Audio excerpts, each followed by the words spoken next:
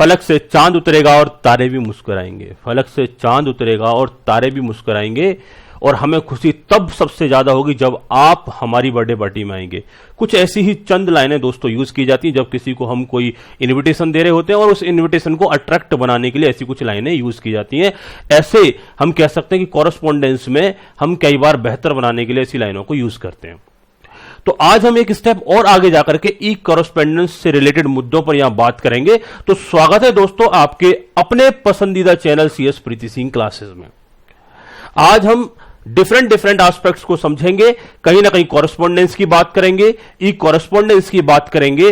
तो यहां पर हम शुरुआत कर लेते हैं सबसे पहले कि कॉरेस्पॉन्डेंस होता क्या है। जैसा कि मैंने आपको बताया, एक बर्थडे पार्टी का रेफरेंस भी दिया, कहीं ना कहीं कम्युनिकेशंस की आपसे बात की, तो आई थिंक कॉरेस्पॉन्डेंस काफी हद तक आपको समझ आ गया होगा।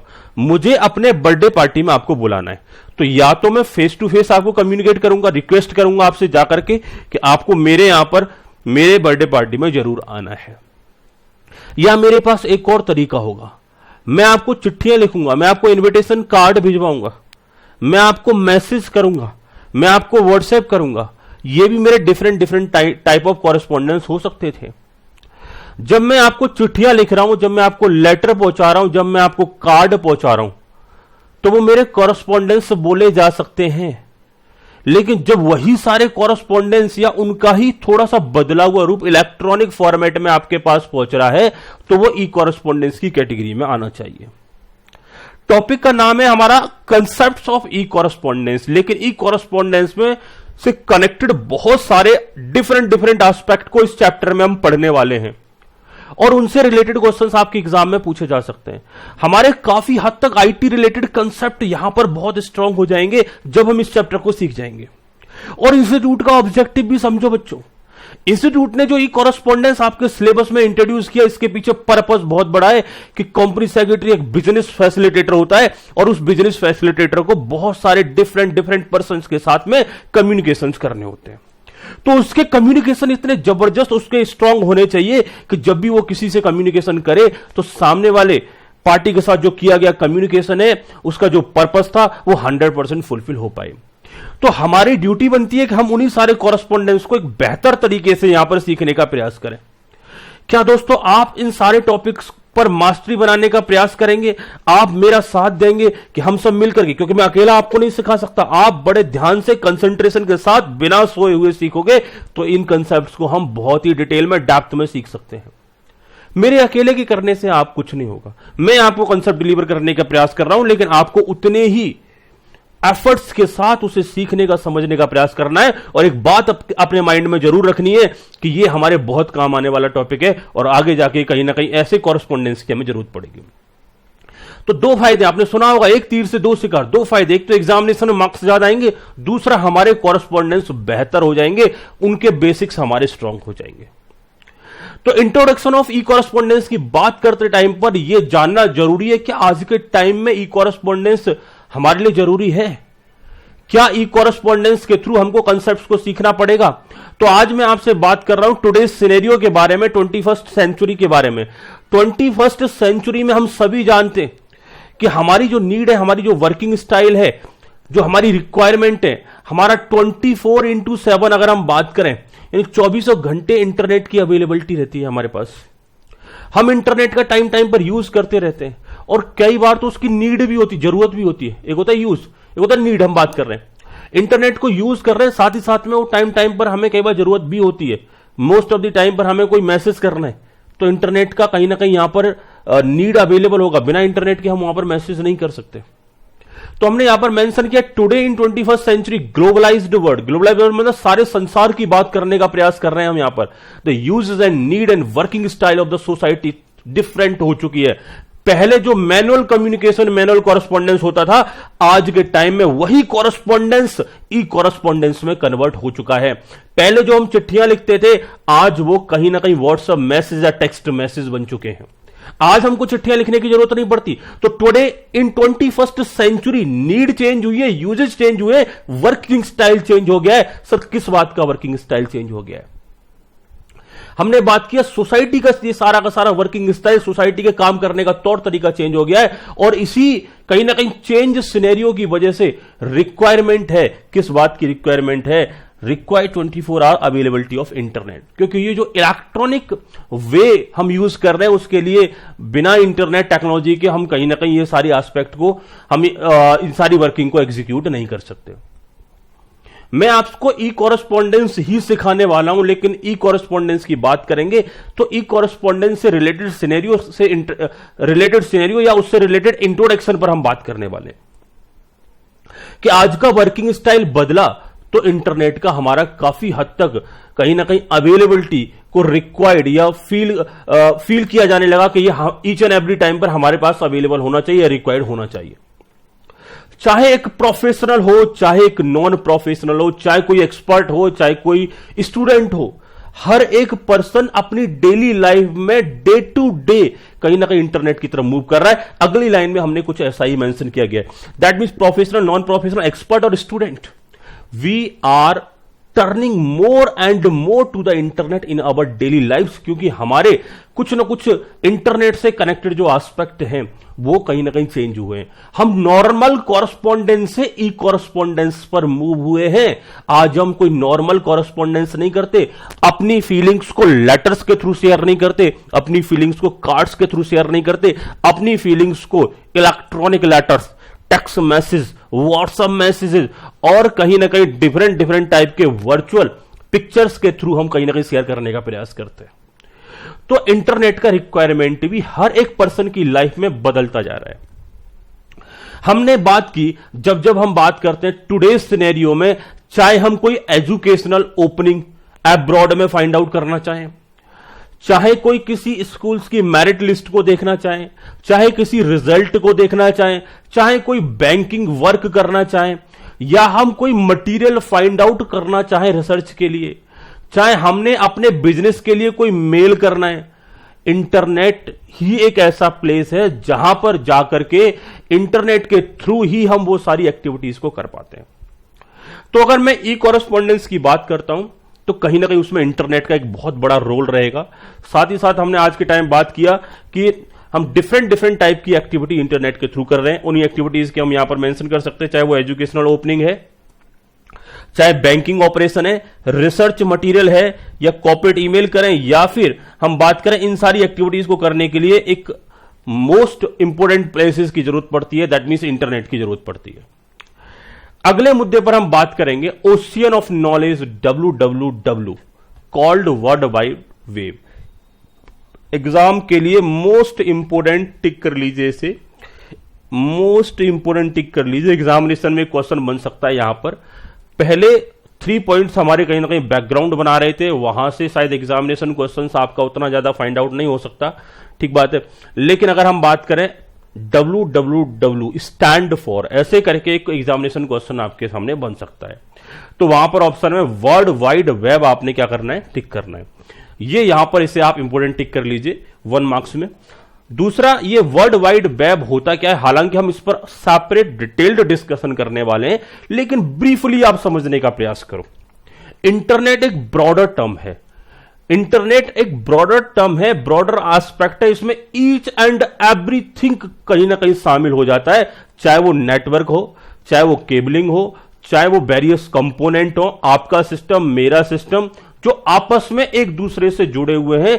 Each and every aspect, each and every technology, each and every application वो इंटरनेट के दायरे में कवर हो जाता है। लेकिन वर्ल्ड वाइड वेब एक ऐसा प्लेटफॉर्म है, हम कह सकते हैं कि ऐसी अदृश्य जगह है जहां से हमारे पास इंफॉर्मेशन चल के आ जाती है। हमने आईसीएसआई से कोई इंफॉर्मेशन लेनी है तो आईसीएसआई की वेबसाइट पर ट्रैवल कर लेंगे। हमने Preeti Singh classes demo classes को देखना है तो हम CS Preeti Singh classes, best CS classes type करेंगे और हमारा कहीं ना कहीं YouTube पर खुल के आ जाएगा। तो YouTube के सर्च इंजन में हम ये सारी चीजें टाइप करेंगे तो कहीं बाहर से अदृश्य जगह से हमारे पास हमारी प्रीति सिंह क्लासेस के डेमोज आ जाएंगे। तो ये चीजें कहां से आपके पास चल के आ रही होती हैं, आपके सिस्टम में तो नहीं थी, लेकिन किसी एक पर्टिकुलर प्लेस से चल के आ रही थी। दैट पर्टिकुलर प्लेस को हम एक तरीके से वेब के तौर पर जान सकते हैं। हालांकि वेब और इंटरनेट में काफी हद तक डिफरेंस होता है, लेकिन हम उन्हें कई बार सिमिलर ट्रीट करके चलते हैं, साइमल्टेनियसली ट्रीट करके चलते हैं। ऐसा नहीं है, उस डिफरेंस को भी हम एक डिफरेंट कंसेप्ट में समझने का प्रयास करेंगे। बहुत डिटेल में उस पर डिस्कशन होना है। मैंने आपसे बोला WWW है क्या? वर्ल्ड वाइड वेब, यानी कि इसे एक तरीके से कह सकते हैं कि एक विश्वव्यापी अदृश्य शक्ति है। संसार के सारे जो प्लेटफॉर्म्स, जो नॉलेज हैं, वो कहीं ना कहीं जो इनविजिबल रूप से आपके, इनविजिबल तौर तरीकों से आपके लिए अवेलेबल होती है, that is known as world wide web. आप उनके एड्रेस टाइप करते हैं और वो आपके पास एक्सेस होकर के आ जाती है। तो हमने आगे बात करनी है कि जब हम बात करते हैं ई कॉरेस्पॉन्डेंस की बात करेंगे, तो उसमें वर्ल्ड वाइड वेब भी टाइम पर हमारे साथ आएगा। तो इस पर भी हम एक स्पेशल तरीके से बातचीत करने वाले हैं। आगे हमने बात की वर्ल्ड वाइड वेब है क्या? World wide web is a system of interlinked hyper text document. बच्चों, एक टेक्निकल टर्म यूज कर लिया है मैंने, आपकी पहुंच से थोड़ा सा बाहर हो सकता है, लेकिन समझने का प्रयास करना। बहुत ही सिंपल लैंग्वेज में आपको समझाऊंगा। The world wide web is a system of interlinked hyper text document. बच्चे कह रहे सर क्या होता है इंटरलिंक हाइपर टेक्स्ट डॉक्यूमेंट? में टेंशन मत लो बेटा, बड़े सिस्टमेटिक तरीके से समझने का प्रयास करेंगे। ये एक मैंने यहां पर आपका वेबसाइट का मैंने यहां पिक रखा हुआ, थोड़ा सा और जूम कर देता हूं मैं इसे। आईसीएसआई की वेबसाइट हो जाती है। इसमें एक होम बटन है, बहुत हल्का हल्का सा दिख रहा है। दूसरा है प्रोफाइल बटन है, यहां पर मेंबर्स बटन है, स्टूडेंट बटन है, एम्प्लॉय बटन है, और फिर है ऑनलाइन सर्विसेज बटन। जब भी किसी बच्चे को ऑनलाइन रजिस्ट्रेशन करवाना होता है तो ऑनलाइन सर्विसेज बटन पर क्लिक करता है तो ये ऑप्शंस आ जाते हैं। जब जैसे इस पर कर्सर जाएगा तो यहाँ ऑप्शंस आएंगे, register for seat, register for CS course, student portal, member portal और ट्रेनिंग, कहीं ना कहीं ट्रेनिंग ऑटोमेशन पोर्टल। ये यहां पर थोड़ा सा आपको विजुअल कम हो रहा है, स्नैप लिया हुआ है इसलिए थोड़ा सा विजुअल कम हो रहा है, लेकिन मैं आपको बता रहा हूं कि ये इंटरलिंक्ड हाइपर टेक्स्ट डॉक्यूमेंट होते क्या है। अब ये एक फ्रंट पेज पर हमको ये डॉक्यूमेंट दिखाई दे रहा है, ये हाइपर टेक्स्ट डॉक्यूमेंट है। अब इस डॉक्यूमेंट से बहुत सारे डॉक्यूमेंट इंटरलिंक हैं। जैसे कि मैं रजिस्टर फॉर सीट पर अपना कर्सर जैसे ही लेके आऊंगा तो वहां पर एक फिंगर टाइप का बना हुआ आ जाएगा। अगर जहां फिंगर बना हुआ नहीं आ रहा है वहां कोई डॉक्यूमेंट हाइपरलिंक नहीं है। जहां पर फिंगर बना आ जाता है इसका मतलब उसमें कोई डॉक्यूमेंट है। अगर हम उस पर क्लिक करेंगे तो उस फर्दर डॉक्यूमेंट पर नेविगेट कर जाएंगे, मतलब विजिट कर जाएंगे। जैसे रजिस्टर फॉर सीट पर मैं अपना कर्सर लेके गया तो वहां फिंगर बन जाता ऑटोमेटिकली। जैसे ही क्लिक करूंगा तो मुझे दूसरे पेज पर पहुंचा देगा, मतलब इस पेज से ट्रैवल होकर के हम दूसरे पेज पर चले जाएंगे। तो जब हम बात करें तो ऐसे बहुत सारे पेज आपस में जुड़े हुए होते हैं एक वेबसाइट्स पर या एक वेब पर। तो हमने बात की तो वर्ल्ड वाइड वेब है क्या? ये एक सिस्टम है। सिस्टम किस बात का सिस्टम है sir? Interlinked hyper text document. करके देखना बेटा, जब भी कोई वेबसाइट असेस करते हो तो जहां भी कर्सर आप लेके जाते हो तो कहीं पर फिंगर आता है, कहीं पर वो कर्सर जैसा ही रहता है। जैसे ही वो फिंगर टाइप का बनता है समझ जाना कि यहां पर क्लिक करने पर कोई और नया पेज खुलेगा। बात क्लियर है? तो world wide web is a system of interlinked hyper text document assessed bye the internet. और इनको कैसे असेस किया जाता है? इंटरनेट के थ्रू असेस किया जाता है। मैंने एक बात आपसे बोली थी, इंटरनेट और वर्ल्ड वाइड वेब दोनों डिफरेंट एस्पेक्ट में। इंटरनेट ब्रॉडर एस्पेक्ट है तो वर्ल्ड वाइड वेब एक कंपोनेंट है, एक कहीं ना कहीं सर्विसेज है जो इंटरनेट पर दी जाती है। बात क्लियर हो गया? तो वर्ल्ड वाइड वेब की अगर हम बात करें, वो हाइपर टेक्स्ट डॉक्यूमेंट जो कि आपस में इंटरलिंक होते हैं, उनका एक सिस्टम होता है कंप्लीट। बात क्लियर, समझ आ गया? तो हमने बात किया बेटा ओशियन ऑफ नॉलेज कहां से मिलता है? WWW से, यानी वर्ल्ड वाइड वेब से। और साथ ही साथ में ये कई एक सिस्टम होता है जो इंटरलिंक हाइपर टेक्स्ट डॉक्यूमेंट्स का सिस्टम होता है। हमने अगले मुद्दे पर जाना है कि सर इस वर्ल्ड वाइड वेब को एक्सेस कैसे करते हैं। मैंने कहा बड़ा सिंपल है, विद अ वेब ब्राउजर। किसके थ्रू करते हैं? With a web browser. One can view web pages. That mean जब हम बात करते हैं एक वेब ब्राउजर के थ्रू, एक पर्सन वेब पेजेस को क्या कर सकता है जिसमें कंटेंट होते हैं, टेक्स्ट होता है, इमेज होती है, वीडियोस होते हैं या अदर मल्टीमीडिया होते हैं, and navigate among them by hyperlink. यानी कि वेब ब्राउजर के थ्रू कहीं ना कहीं हम वेब पेजेस को क्या कर पाते हैं? असेस कर पाते हैं, फाइंड आउट कर पाते हैं। अदरवाइज हमारे पास वेब ब्राउजर नहीं होगा तो हम उन हाइपर टेक्स्ट जो डॉक्यूमेंट होते हैं, जो इंटरलिंक हाइपरटेक्स्ट डॉक्यूमेंट होते हैं, उन तक पहुंच नहीं बना सकते। जैसे आपने फील किया होगा, आपके पास या तो मोजिला फायरफॉक्स होता है, या गूगल क्रोम होता है, एप्पल सफारी, ओपेरा, या माइक्रोसॉफ्ट का आई हो सकता है। तो ये डिफरेंट डिफरेंट टाइप के ब्राउजर हो सकते हैं, और भी बड़े सारे ब्राउजर चलते हैं, डिफरेंट डिफरेंट टाइप के, जो यूसी ब्राउजर होता है। तो डिफरेंट डिफरेंट टाइप के ब्राउजर्स होते हैं, उन सारे ब्राउजर्स के थ्रू आप उन पर क्लिक करते हो। उनमें आप मोस्ट ऑफ द स्टूडेंट क्या करता है, गूगल टाइप करता है, google.com। और कहीं ना कहीं google.com एक सर्च इंजन है जो फैक्ट को या वेबसाइट्स को या कंटेंट को सर्च करने में आपकी बहुत मदद करता है। आप डायरेक्ट एड्रेस भी टाइप कर सकते हैं, ठीक है। डायरेक्ट एड्रेस की बजाय आप क्या कर सकते हो, गूगल टाइप कर सकते हो। गूगल में उस एड्रेस से मिलता जुलता कुछ भी टाइप कर दो, तो वो सजेशन दे देता है आपको एक लिस्ट बना करके, क्या आप ये वाली वेबसाइट सर्च करने। तो मैं आपसे बात कर रहा हूं, जैसे हमने फायरफॉक्स खोला या क्रोम खोला, अब क्रोम में हमने कोई एड्रेस टाइप किया, जैसे क्रोम में हमने टाइप कर दिया प्रीति सिंह क्लासेस, सिर्फ प्रीति सिंह क्लासेस ही टाइप किया, तो वहां नीचे सजेशन आ जाता है। जैसे हम बात करते हैं, कई बार हम YouTube का एक सेपरेट एप्लीकेशन दिया होता है, एक ब्राउजर के तौर पर ही वो एप्लीकेशन होता है, एक ब्राउजर की तरह ही काम करता है। उसके सर्च में जाकर के आप बेस्ट सीएस क्लासेस भी टाइप करोगे तो मोस्ट ऑफ द टाइम पर उसमें प्रीति सिंह क्लासेस के वीडियोज ही खुल के आ जाते हैं। बात समझ रहे हो ना। तो हमने बात किया वहां पर, अगर हम बात करेंगे, या फिर हमने सीएस प्रीति सिंह क्लासेस टाइप किया, तो वहां प्रीति सिंह क्लासेस जो चैनल है वो है सीएस प्रीति सिंह क्लासेस ऐसे करके है। तो आप प्रीति सिंह क्लासेस भी टाइप करते तो भी हमारा ही चैनल खुल के आ जाता है। वो सजेशन दे रहा होता है कि आप ये वाला चैनल सर्च कर रहे हैं, क्या ये वाले वीडियो सर्च कर रहे हैं आप।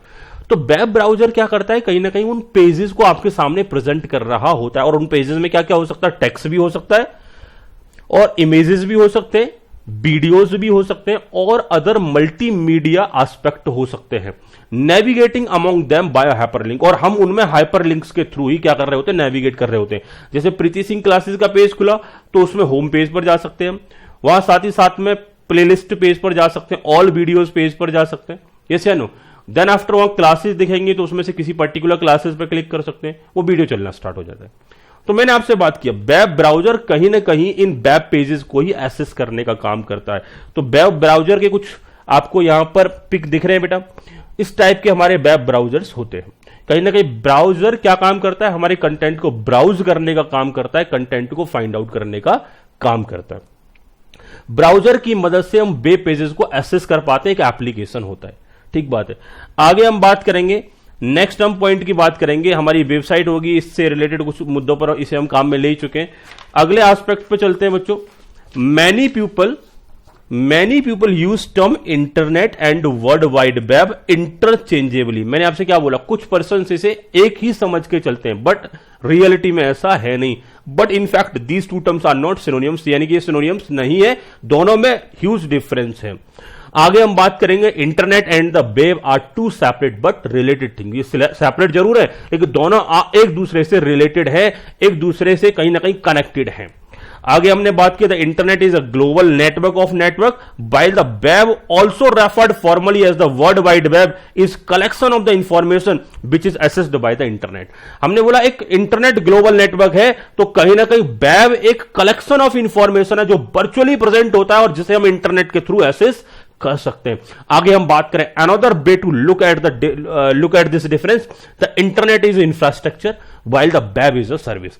हम एक तरीके से समझ सकते हैं, एक इंटरनेट एक प्लेटफॉर्म है, एक इंफ्रास्ट्रक्चर है, लेकिन वेब उस पर दी जाने वाली एक सर्विस है जो कि कहीं ना कहीं उसके टॉप पर लोकेटेड होती है। तो हम कह सकते हैं कि एक वेब इंटरनेट का ही एक कंपोनेंट है, और कहीं ना वेब की बात करें तो वेब एक स्मॉलर एस्पेक्ट है, इंटरनेट एक कहीं ना कहीं लार्जर एस्पेक्ट है।